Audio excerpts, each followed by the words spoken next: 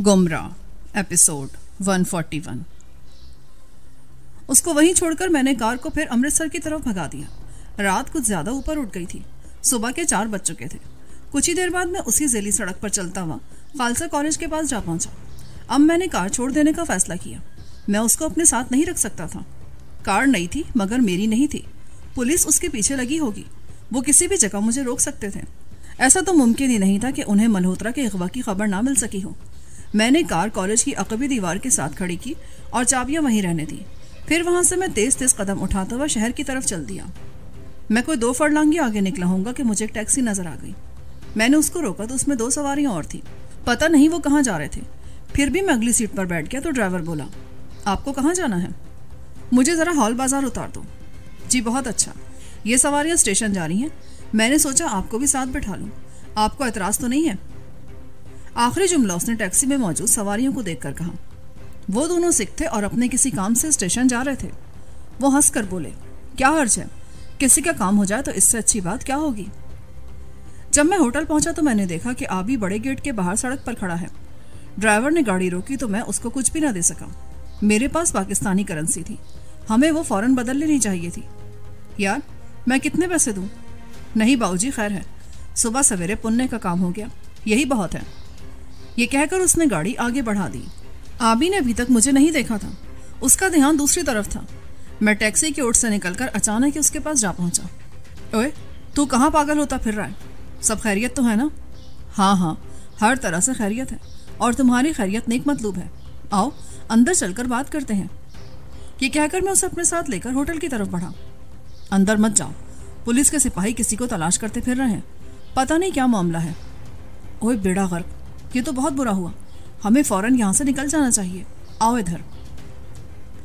उसे साथ लेकर मैं पीछे हटा और वहां से हम कोई 100 कदम तक टहलते टहलते आगे निकल गए।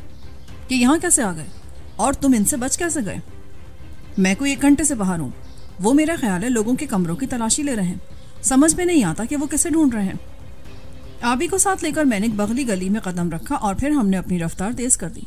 स्टेशन का फासला वहां से कुछ ज्यादा ही था। हम मुख्तलिफ गलियों से होते हुए बिलाखिर एक मस्जिद में जा पहुंचे। वही ठिकाना हमारे लिए सबसे महफूज था। मौलवी साहब अजान दे चुके थे। हमने वजू किया और खुदा के हुजूर झुक गए। मस्जिद में नमाजी ज्यादा नहीं थे। मुश्किल से एक सफ पूरी हो सकी। दरअसल वहां सिखों ने मुसलमानों का खोजी खत्म कर दिया था। अब जो थे वो ज्यादातर या तो कश्मीरी हाथू थे या वो लोग जो मेहनत मजदूरी के लिए दूसरे शहरों से आकर आबाद हो गए थे। नमाज से फारिग होकर हम दोनों मस्जिद के कोने में जाकर बैठ गए। आबी सिगरेट के लिए मचल रहा था। उठो यार, ये जगह हमारे लिए नहीं है। पर बाहर कहाँ जाओगे? सवेरा तो होने दो। मेरी बात गौर से सुनो। मैं एक मार का सर करके आ रहा हूँ। क्या मतलब? तू गया किस वक्त था? 11 बजे। ये कहकर मैंने उसे रात के वाकयात सुना दिए। वो हैरतज़दा सा मेरी तरफ देखता रहा। जब मैं चुप हुआ तो वो बोला, वो कोई वक्त है ऐसी हरकत का? पागल है तू। बहरहाल अब हमें जेल तक पहुंचना है। मगर अभी नहीं। वो तुम बताया करते थे कि उधर गुरदासपुर के करीब किसी गांव में तेरी दोस्ती थी। हाँ थी। फिर? मेरी मान, हम चंद दिन के लिए वहां जाकर रहते हैं। इधर मामला ठंडा पड़ जाए तो फिर हम आएंगे, वरना वो हमें 2 कदम नहीं चलने देंगे। तू ठीक कह रहा है यार, मुझे भी अपनी जान शिकंजे में दिखाई देती है। उठ फिर, हम सुबह की गाड़ी से वहां जाते हैं। ये अच्छी तजवीज़ बताई है तूने। यही बेहतर है। उस मल्होत्रा का कत्ल तो पुलिस के लिए जबरदस्त आजमाइश बन जाएगा। चलो। ये कहकर वो उसी वक्त अपनी जगह से उठ गया। जब हम मस्जिद से बाहर निकले तो वो बोला, मगर सफर के लिए पैसे कहाँ से आएंगे? हमारे पास तो पाकिस्तानी करेंसी है। हाँ ये मुश्किल है। मेरा ख्याल है हम किसी मुसलमान भाई से 100 रुपया उधार ले लेते हैं। तुम ही जाओ, किसी नमाजी से बात करो। ठीक है, तुम रुको इधर। ये कहकर आबी फिर मस्जिद में जा घुसा। पता नहीं उसने क्या किया। जब वो वापस आया तो 100 रुपये उसके पास थे। ले भाई, काम बन गया। उसे मैं 200 पाकिस्तानी रुपए दे आया हूँ। अब फिक्र की कोई बात नहीं है। मेरा ख्याल है वो करेंसी के बिजनेस को समझता है। समझे या ना समझे, तू बस निकल चल यहाँ से। उसे साथ लेकर मैं स्टेशन की तरफ चल दिया। मालूम यह हुआ कि पठानकोट के लिए गाड़ी वहां से 5:30 बजे छूटती थी। 2 टिकट लेकर हम डब्बे में जा बैठे, मगर हमें सुकून बिल्कुल नहीं था। जब तक हम स्टेशन पर रहे हमारी आंखें मुतवारिर हरकत में रहीं। डर यह था कि उन लोगों ने हर जगह पुलिस को खबरदार कर दिया होगा। हमें ज्यादा लोग तो नहीं पहचान सकते थे, मगर फिर भी दिल में वसवसा था। किसी भी वक्त कोई पुलिसिया हमें नथ डाल सकता था। मुझे उनकी सूरत से नफरत थी। वो मल्होत्रा भी पुलिस में ही था, मगर उसके अमाल देखकर शैतान भी उससे पनाह मांगता होगा। गाड़ी रवाना हुई तो हमने इत्मीनान का सांस लिया। खुदा खुदा करके गाड़ी गुरदासपुर पहुंची तो हम उतरकर उसी वक्त स्टेशन से बाहर आ गए। आबी वो इलाका पहली बार देख रहा था। वो बोला, बड़ा सरसब्ज इलाका है ये, पहले तो सुना था ये पाकिस्तान को मिल रहा है। हाँ, मगर तुम हिंदुओं के बात नहीं जानते हो, लेने के और देने के और होते हैं। ऐसी डंडी मारी उन लोगों ने कि जब आंख खुली तो गुरदासपुर इनके हत्थे चढ़ चुका था और ये रेलवे लाइन सीधी कश्मीर तक जाती है। अब तुम कोई तांगा पकड़ो, गोला सड़क जाती है बरनाला की तरफ, तू इसे रोक लेना, ये भी तो उधर जा सकता है। आबी ने एक तांगे को रोका और हम उससे 10 रुपए किराया तय करके बरनाला की तरफ चल दिए। आबी ने तजवीज़ अच्छी पेश की थी। उस शहर से हमारा फौरन निकल जाना ही अच्छा था। हम बरनाला पहुंचे तो दोपहर हो चुकी थी, यही कोई 3 बजे का वक्त होगा। हम सड़क पार करके गदड़ौंदी जा पहुंचे। बाएं हाथ एक भटियारन दाने भून रही थी और बहुत से बच्चे और जवान उसके गिर्द बैठे अपनी बारी का इंतजार कर रहे थे। आबी वहीं रुक गया। क्या ख्याल है, यहाँ से दाने ना ले लें?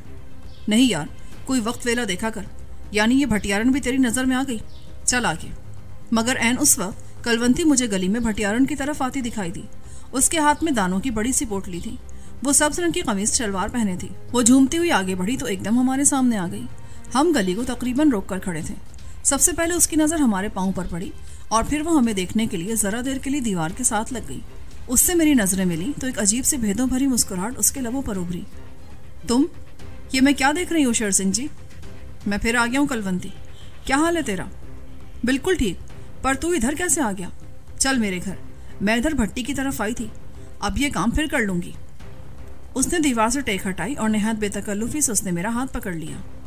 तेरा मैं रोज इंतजार करती थी, रोज ही रोज, आखिर तू आ ही गया। पर ये तेरे साथ कौन है? दोस्त है मेरे साथ ही आए हैं। हौलनाक सिंह नाम है इनका। हाँ, बर्बाद सिंह क्यों नहीं कह देते? जगत सिंह अभी घर पे नहीं है, शाम को आएगा, चल। ये कहकर उसने मेरा हाथ छोड़ दिया। सामने से 2-3 आदमी गली में आ रहे थे। उनको रास्ता देकर वो आगे बढ़ी तो बोली, जगत सिंह भी तुझे बहुत याद करता था, अच्छा हुआ कि तेरे दर्शन हो गए। आबी अभी तक बिल्कुल खामोश था। वो कलवंती को निगाहों में तोल रहा था। गली से निकलकर वो अपने मकान के दरवाजे के सामने जा ठहरी। आज भाभी भी घर पर नहीं है, वो अपने मैके गई हुई है। ये कहकर उसने दरवाजे पर लगी कुंडी किसी को आवाज देकर खुलवाई। सहन में एक नौकरानी खड़ी थी। उसे नजरअंदाज करके वो हमें साथ लेकर सहन ऊपर करके कमरे में जा पहुंची। घर अब भी वैसा ही साफ सुथरा था। तू चाय पिएगा? हाँ ले आओ, हो सके तो ये दाने भी भुनवा दो। हाँ ठीक है, मैं उस सहती को भेजती हूँ, ये हमारी नौकरानी है। ये कहकर वो सहन में निकल गई। जब वो वापस आई तो वो हमारे लिए चाय लेकर आई। पाकिस्तान से कब आया तू? कल ही आया हूँ, हम अमृतसर में उतरे थे, आज यहाँ आ गए। कोई ख़ास काम होगा तुझे? बगैर वजह के तो तू सफ़र नहीं कर सकता था। बस तुझे देखने चला आया। हसन अब्दाल में कई दफ़ा गया, पर तू मुझे किसी भी जत्थे के साथ नज़र नहीं आई। जगत सिंह मेरा पासपोर्ट नहीं बनवाता, वरना मैं तो जाना चाहती थी। वो बस रगड़ा ही देता रहता है। मसरूफ़ आदमी है वो, तेरे लिए कहाँ धक्के खाता फिरेगा। अच्छा ये बता, खाना खाएगा तू? मुर्गा काट देती हूँ, मगर झटके का नहीं होना चाहिए। तो और क्या होगा? कोई मौलवी तो नहीं है यहाँ? मौलवी मैं साथ लाया हूँ। ये हौलनाक सिंह किस दिन काम आएगा? हमारी कलवंती को देखा तुमने? मैं इसी का जिक्र तुमसे करता था। हाँ अच्छी है, मुखलिस भी और खूबसूरत भी। आप ही ने कलवंती को देखे बगैर गिलास पर नजरें जमा कर कहा, देखा ये भी तेरी तारीफें करने लगा है। पर यह बंदा मुझे अच्छा नहीं लगा शेर सिंह जी, इसकी नज़र बहुत मैली है। आप भी दिल मिला कर रह गया, मगर बोला कुछ नहीं। चंद लम्हों के बाद कलवंती ने कहा, मेरी गल का बुरा नहीं मानना, मैं तो ऐसे मजाक कर रही थी। कोई बात नहीं, सब लोगों को पसंद नहीं आ सकते। आबी ने उसको कहा, उस मामले का क्या बना? वो लोग जो जगत सिंह को कत्ल करने आए थे तो क्या हुए? मैंने कलवंती को अपनी तरफ मुतवज्जो किया। वो पुलिस आई थी जनाब, लाशें तो हमारे घर से बरामद हुई। थानेदार ने उन सबको बांध लिया, धनीराम भी पकड़ा गया। अब मुकदमा चल रहा है। चलो अच्छा हुआ, इस हौलनाक सिंह को ले जा, ये सब समझता है। मुर्गा खुद से कर लेगा। मैंने आबी को कलवंती के साथ जाने के लिए कहा। वो उसी वक्त सहन की तरफ निकल गया। मुर्गा ज़िबा करके आबी अंदर आया तो बोला, तेरा क्या ख्याल है, वो जगत सिंह हमारे काम आ सकेगा? उम्मीद तो यही है, बहुत जीदार आदमी है वो, शाम को आए तो पता चले। खाना खाकर हम उसी कमरे में अलग अलग बिस्तरों पर लेट गए और कलवंती अपने काम धंधों में लग गई। हमारे मुतालिक उसे कतन कोई फिक्र नहीं थी। शाम को जगत सिंह वापस आए तो उस वक्त तक अंधेरा छा चुका था। हमें देखकर वो बहुत खुश हुआ। यूं मिला जैसे वो मुझे मुद्दतों से जानता हो, हालांकि मेरी उसकी मुलाकात सिर्फ एक रात की थी। कैसे आए हो मियाँ जी? मैं तो आपकी सेवा को तरस गया। मेरा ख्याल था मैं पाकिस्तान जाऊं, मगर उधर वो मुकदमा लग गया। मुझे यहाँ पर ही रहना पड़ा। साले हर 2 हफ्ते बाद कचहरी बुला लेते हैं। कुछ ऐसी ही बात है जगत सिंह जी, हमें तुम्हारी मदद की सख्त ज़रूरत है। बात तो करो, शायद मैं तुम्हारे किसी काम आ सकूं। कोई दारू शारू भी पीते हो कि नहीं? नहीं, ये ऐब हम में नहीं है। मसला ये कि हमारे एक दोस्त हैं ढिल्लो साहब, उनको अमृतसर के चंद लोगों ने अगवा कर लिया है।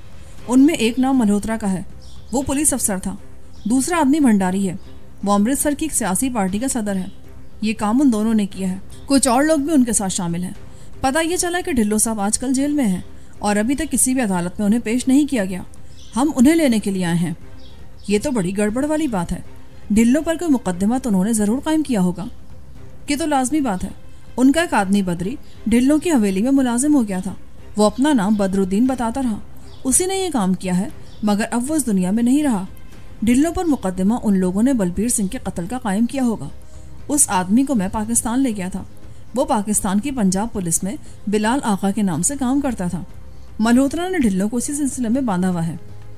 ये तो बड़ी गड़बड़ की बात है। बंदा किसी बंदे की कैद में हो तो काम बन सकता है, मगर वो तो जेल में है। जगत सिंह ने अपनी मूछें फड़काते हुए कहा, हम बड़ी आस लेकर आए हैं सरदार जी। ढिल्लो साहब की रिहाई बहुत ज़रूरी है। वो हमारे दोस्त हैं, सरपरस्त हैं, बल्कि माता पिता हैं। आबी ने उसकी तरफ झुकते हुए कहा, उनके बगैर तो हमारा गुजारा ही नहीं हो सकता। समझ रहे हैं ना आप? एक वो दिन था कि शेर सिंह आपके दुश्मनों के सामने दीवार बन गया था। कुछ तो ख्याल करें कि आपके पास कौन आया है। ये बात नहीं है जगत सिंह जी, मैंने आप पर कोई एहसान नहीं किया। न ये ख्याल था कि आपको इसका बदला उतारना होगा। मुसीबत ही कुछ ऐसी आन पड़ी है कि हम सीधे यहाँ आ गए। जगत सिंह बड़े गौर से हमारी बात सुनता रहा। फिर वो बोला, वो तो ठीक है, पर हम हुकूमत से कैसे टकरा सकते हैं? वो बंदा कहीं बाहर निकले, कोई उसकी पेशी वेशी हो तो एक बात भी है। आप मुझे बताएं मैं क्या करूं? सोचें, इस बारे में गौर करें। गौर करने से तो आदमी एटम बम बना सकता है। आबी ने सब्र ना करते हुए जगत सिंह के सामने सिगरेट सुलगा लिया। उसका धुआं एकदम फैला तो वो खांसता हुआ कुर्सी से उठ गया। मैं सुबह आपको बताऊंगा। मैं भी गौर करता हूं और आप भी गौर करें। ये कहकर वो कमरे से बाहर निकल गया। यार, इस सिखड़े के घर तो हम खामखा ही आए। ये तो किसी काम नहीं आ सकता। मैंने देख लिया है। आबी नाराजगी से बोला, ये तेरी ही तजवीज़ थी आबी। अब देखते हैं कि ये क्या कहता है। सुबह कौन सी दूर है। मुझे डर है ये हमें किसी और ही स्यापे में ना फंसा दे। हम इसके घर आ बैठे हैं। नहीं यार, ऐसा भी गया गुजरा मत समझ उसे। मर्द आदमी है। पहले मैं आया था तो इसने मेरी बहुत आओ भगत की थी। पलकों से ज़मीन साफ करता था। पता नहीं अब इसे क्या हो गया है। ये कहकर मैंने सहन में निकलने वाली खिड़की बंद कर दी।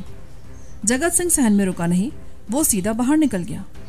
मेरा ध्यान आबी के उस नुक्ते पर जा ठहरा। उसकी बाज़ बातें तो बहुत ही सही होती हैं। कहीं जगत सिंह हमें वाकई किसी लंबे स्यापे में ना फंसा दे। उठो यार, मेरा ख्याल है हमें रात यहाँ नहीं गुजारनी चाहिए। कोई बात नहीं, बैठो तुम। मैंने तो वैसे ही शक का इजहार किया था। कुछ नहीं होता, बैठे रहो। आबी ने सिगरेट का एक लंबा कश लगाते हुए कहा, क्या ख्याल है मैं कलवंती से बात ना करूं? हाँ, उससे कहो, वो जगत सिंह को मजबूर कर सकती है। पर मैं सोचता हूँ जगत सिंह साला कौन सा यहाँ कमिश्नर लगा हुआ है। आखिर वो कर ही क्या सकता है। हमें इधर आना ही नहीं चाहिए था। उस कलवंती को तो बुलाओ, देखो वो क्या कहती है। मैं आबी की बात सुनकर सहन में जा निकला। कलवंती उस वक्त बावर्ची खाने में थी। वो हमारे लिए भोजन तैयार कर रही थी। मैं उसके सामने जा ठहरा। वो मुझे देखते ही बोली, ये जगत सिंह क्या कह रहा था? उसकी बात मेरी समझ में नहीं आई। कह रहा था कि मैं आपके सामने ज़्यादा ना जाऊं। अच्छा, ऐसा क्यों कहा उसने? पता नहीं, उसका ख्याल है कि आप उससे कोई अनोखा काम करवाना चाहते हैं। आखिर वो काम है क्या? मैं उसके पास ही पीढ़ी पर बैठ गया। बात यह कलवंती कि हमारे एक दोस्त यहाँ अमृतसर जेल में बंद है। हम उसको रिहा करवाना चाहते हैं। जगत सिंह के पास हम इसीलिए आए थे। ओ, ये तो सोचो कि वो कोई गवर्नर लगा है यहाँ का। जगत सिंह ठीक कह रहा था। उस पर तो खुद 5 मुकदमे चल रहे हैं। पुलिस उसको हर वक्त निगाह में रखती है। वो ठीक कह रहा था। उसे इस काम में ना ही फंसाऊं तो अच्छा है। अब कहाँ गया है वो? पता नहीं, बहुत परेशान था। कह गया है कि अगर वो वापस नहीं आया तो मैं तुम्हें रात यहाँ ठहरा कर रुखसत कर दूँ। मुझे नहीं मालूम था कि वो इस कदर दब्बू आदमी है। ठीक है, हम अभी यहाँ से जा रहे हैं कलवंती। उसने मुझे बड़े अचंभे की नज़र से देखा और ख़ुद भी उठ खड़ी हुई। देखो, हमारी बातों का बुरा ना मानना, जगत सिंह ठीक ही कह रहा था। मेरा ख्याल है वो इसीलिए घोड़ी पर बैठकर कहीं निकल गया है। वो तुमसे बहुत शर्मिंदा था, मगर ये बात उसके बस की नहीं है तो वो कैसे हाँ कर देता। तुम कल कहो कि इंदिरा गांधी को गिरफ्तार करा दे तो वो ये काम कैसे कर सकता है। कोई बात नहीं कलवंती, सखी से शुम भला जो तुरंत देवे जवाब। उठ जा आबी, मेरा ख्याल है हम अभी यहाँ से चल देते हैं। आबी भी दरवाजे में आन ठहरा। क्या फैसला हुआ फिर? कुछ भी नहीं, जगत सिंह घर से ही भाग गया। आओ अब हम यहाँ बैठकर क्या करेंगे? रात तक तो ठहर जाओ, मैं खाना पका रही हूँ तुम्हारे लिए। नहीं, इसकी ज़रूरत नहीं है। जगत सिंह से कहना कि अब वो मर्दों में से अपना नाम कटवा ही दे तो अच्छा है। हद हो गई, आओ यार। तुम तो नाराज़ हो गए। बात ही ऐसी कलवंती। अच्छा, रब राखा। ये कहकर मैं दरवाजे की तरफ बढ़ गया। आबी भी मेरे पीछे बाहर निकल आया। वो ज़मीन अचानक ही हमारे लिए अजनबी बन गई थी। कितने शौक से हम वहाँ गए थे। यूं लगता था जैसे सदियों पुराना ताल्लुक है उन लोगों से हमारा, मगर वो ताल्लुक टूटा तो लगा, वो कच्चे धागे से भी ज्यादा कमजोर था। हम गली से बाहर निकले तो आबी उस वक्त तक बहुत तप चुका था। फिर क्या सोचा तुमने? इस जगत सिंह से तो उसकी जिंदगी छीन लो। ये इस काबिल नहीं कि उसे जिंदा रहने दिया जाए। नहीं आबी, ऐसा मत सोचो, ये उसकी अपनी मर्जी है। वो हमारे किसी काम नहीं आना चाहता तो हम क्या कर सकते हैं? नहीं, तुम मेरा साथ दो या ना दो, मैं उसे मजा चखा कर रहूंगा। क्या करोगे तुम? वो तो भाग चुका है। अच्छा ठीक है, चलो गुरदासपुर चलते हैं, किसी होटल में ठहर लेंगे। उसने अपने जहन में उबलते लावे को रोकते हुए कहा। हाँ, मैंने भी यही सोचा है। गुरदासपुर यहाँ से 2.5-3 मील दूर है, हम जल्दी वहाँ जा पहुँचेंगे। वो मेरे साथ कदम से कदम मिलाकर चलता रहा। रास्ता वीरान और उदास था। सड़क के आसपास कोई गांव नजर नहीं आता था। बड़ी बेकली थी उस रात में। एक एक पल उसका हम पर भारी था। भारतीय इलाके में होने की वजह से हमें यह धड़का बराबर लगा रहता था कि अगर हम किसी चक्कर में फंस गए तो वो हम पर सीधा सीधा जासूसी का इल्जाम धर देंगे और किसी जगह हमारे हाथ पांव बांधकर हमें गोली मार देंगे। डर मुझे यह भी था कि कहीं जगत सिंह हमारी मुखबिरी के लिए बाहर ना निकला हो। पुलिस को खबरदार करना उसके लिए क्या मुश्किल था। हम दोनों ही इस खदशे में मुब्तला थे। जो कोई दोस्ती की राह पर नहीं चलता उसे दुश्मनी करने में क्या देर लगती है। मेरा ख्याल हम तलाई के पास जा पहुंचे थे कि हमें दूर से चंद घुड़सवार सड़क की तरफ आते दिखाई दिए। आबी को मैंने फौरन ही रोककर झाड़ियों में गिरा दिया। यहाँ रुक जाओ आबी, कुछ घुड़सवार इधर आ रहे हैं। आबी ने फौरन अपना सांस रोक लिया और झाड़ियों के बीच यूं लड़ गया जैसे वो अब कभी उठ नहीं सकेगा। ये कौन लोग हो सकते हैं? उसने सरगोशी की। कुछ पता नहीं ये कौन लोग हैं, इनको गुजर जाने दो। झाड़ियाँ खासी ऊंची थी और वो हमारे वजूद का भरम रख सकती थी। चंद ही मिनट बाद 6 घुड़सवार सड़क पर आन पहुंचे। वो पुलिस के आदमी थे, वर्दियां पहनकर निकले थे और जगत सिंह उनकी रहनुमाई कर रहा था। वो इतनी तेजी से आगे निकले कि जब हमने दूसरा सांस लिया तो वो 200 कदम आगे जा चुके थे। कच्ची सड़क रेत से अटी हुई थी। वो उसे अबूर करके पगडंडी पर हो लिए। घोड़े वहां ज्यादा साबित कदमी से चल सकते थे। ये कुत्ते का पुत्र जगत सिंह इनके साथ कैसे आ गया? आबी भड़क उठा। चुप रहो आबी, इनको आगे निकलने दो। चंद लम्हे और गुजरे तो हम दोनों वहां से उठकर खेतों में जा घुसे। वो हमारी ही तलाश में निकले थे। वो पुलिस को बुला लाया भाई। इस जगत सिंह को तो इनाम देना चाहिए, यानी वो इतनी सी बात बर्दाश्त नहीं कर सका। हमें तो अल्लाह ने बचा लिया आज, वरना पता नहीं क्या हो जाता। मैंने गन्ने के खेत से आबी को गुजारते हुए कहा, मगर उसके पौधे बस अभी उग ही रहे थे। कोई 1.5 हाथ ऊंचे हुए होंगे। उसमें से निकलकर हम मकई के खेत में जा घुसे, मगर वो भी हमारी पनाह साबित नहीं हो रहा था। छोटा सा खेत था जो हम अबूर कर गए तो वो बोला, जल्दी निकल चल यार, वो पलटकर हमें डस लेंगे। जगत सिंह उन्हें चैन नहीं लेने देगा। उसकी ये बात सुनते ही मैंने दौड़ लगा दी। हम जल्द अज जल्द वहां से निकल जाना चाहते थे। कोई 20 मिनट के बाद हम शहर की हुदूद में दाखिल हो गए। उस वक्त रात के 8 बज रहे थे। किसी होटल में ठहरना हमारे लिए किसी भी तरह मुनासिब नहीं था, मगर सवाल यह था कि हम कहाँ जा सकते थे। शहर की आबादी बहुत आगे निकल आई थी। तलाई से जरा आगे ही शहर के मकान शुरू हो जाते थे। समझ में नहीं आता था कि हम क्या करें। कोई मस्जिद भी अब वहां नहीं थी। सबके सब उन लोगों ने आपस में बांट ली थी। जो तकसीम ना हो सकी उनको सिखों ने गुरुद्वारों में बदल लिया था। हम पाले के मारे हुए परिंदों की तरह एक गली में से गुजर रहे थे कि एक दीवार के साथ हमें एक सिख नजर आया। वो शराब के नशे में धुत था। पगड़ी उसके गले में पड़ी थी और बाल बिखरे थे। था वो जवान आदमी, मगर किसी जगह से पी पिलाकर निकला था और औंधे मुंह पड़ा था। उसका एक पाँव नाली में आन पड़ा था, मगर उसे कुछ होश नहीं था। कि क्या किस्सा है, इसको उठाना चाहिए कि नहीं? कुछ करो यार, इसकी जेब देखो, शायद इसका पता मिल जाए। मैंने उस सिख की तरफ बढ़ते हुए कहा। उसकी आंखें खुली थी, मगर सोच बिल्कुल मफकूद हो गई थी। आबी ने उसकी जेब में हाथ डाला तो उसमें से एक बटवा निकला। बटवे में कुछ 600 रुपया पड़ा था और उसका पता भी वहीं लिखा था। मालूम यह हुआ कि वो दशहरा ग्राउंड के अक़ब में बंगला नंबर 205 में रहता है। आदमी वो किसी खाते पीते घराने का दिखाई देता था। लिबास उसका उम्दा था और कोट तो किसी बहुत अच्छे दर्जी खाने का बना हुआ मालूम होता था। हाथ भी उसके मेहनत मुशक्क़त के आदी नहीं थे। उसका नाम प्रीतम सिंह था। ये मालूम नहीं हो सका कि वो करता क्या है। आबी ने उसे उठाकर सीधा किया और उसे कंधे पर लटका कर बोला, कोई टैक्सी मिल जाए तो इसे उसमें लाद कर ले चलते हैं।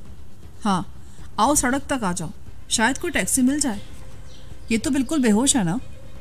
हाँ, इस साले ने तो शायद पूरी बोतल ही पी रखी है। जरा भी होश नहीं है इसे, मुर्दे से ज्यादा भारी हो रहा है। आबी के लिए चलना दूभर हो रहा था, फिर भी वो उसे लेकर सड़क तक जा पहुंचा और उसे एक दुकान के थड़े पर डालकर किसी सवारी का इंतजार करने लगा। ऐन उस वक्त एक तांगा हमें नजर आया तो मैंने वो रोक लिया और प्रीतम सिंह को हम उसमें डालकर सीधे दशहरे ग्राउंड के अक़ब की तरफ चल दिए। कोचवान हमें दशहरा ग्राउंड से गुजारकर अक़बी हिस्से में ले गया। वहां ज्यादातर ऐसी कोठियां थी जो अंग्रेज के दौर की बनी हुई थी। प्रीतम सिंह को हमने 205 नंबर बंगले के सामने उतारा और कोचवान को फारिग करके हमने गेट की घंटी बजा दी। आबी ने प्रीतम को संभाल रखा था। चंद ही लम्हों बाद एक बूढ़ा आदमी दरवाजे पर आ गया। वो कंबल ओढ़े था। वो हमारे पास आया तो प्रीतम पर नजर पड़ते ही परेशान हो गया। क्या हो गया इसे? कहाँ से मिला है ये तुम्हें? इसको संभाले सरदार जी, ये कुछ ज्यादा ही पी गया है। उधर बहरामपुर रोड की तरफ पड़ा हुआ था ये। उसने दरवाजा खोला और प्रीतम को बाहों में लेकर बोला, आपकी बड़ी कृपा है कि इसे घर ले आए। ये शराब इसे बर्बाद कर गई है। आए, अंदर आ जाए, आप कोई जलपान कर लें। इसकी माँ बहुत परेशान थी। ये कहकर वो प्रीतम को साथ लेकर बंगले की इमारत की तरफ चल दिया। उसके साथ ही हम भी अंदर जा पहुंचे। प्रीतम की माताजी सामने ही थी। बुढ़िया ने प्रीतम को सारत में देखा तो सर पीट लिया। इस लड़के का पता नहीं क्या बनेगा, मेरी तो समझ में नहीं आता। कहाँ से मिला आपको ये? जी उधर बहरामपुर रोड से। पूरी तरह धुत हो रही है। इसको अंदर डाल दो रशीद जी, जरा होश आ जाए तो इसको इतने जूते लगाऊंगी कि समझ आ जाएगी इसे। ये कहकर उसने प्रीतम सिंह को संभाला और कमरे में ले गई। आए आए, अंदर आ जाए। आपका धन्यवाद तो मैं कह ही नहीं सका। प्रीतम के वालिद ने हमारी तरफ मुतवज्जो होते हुए कहा। वो हमें साथ लेकर नशस्तगाह में जा पहुंचा। आप बैठे, अगर आप चाहें तो खाना तैयार है। जी नहीं, बस अब आप हमें इजाजत दें। हम दिल्ली से काम के लिए इधर आए थे, अब हम चलते हैं। मगर वो ना माना। हमारे लहजे से वहां के हिंदुओं, सिखों और मुसलमानों की बोलचाल में नुमाया फर्क नजर आता था। नहीं जी, आप बैठे, चाय तो पी कर जाएं। ये कहकर वो दूसरे कमरे की तरफ लपका और दरवाजे में रुक कर बोला, पद्मा, इनके लिए चाय बना दो, सर्दी कुछ ज्यादा ही हो गई है। फिर वो हमारे पास आ बैठा। आपने बड़ी मेहरबानी की।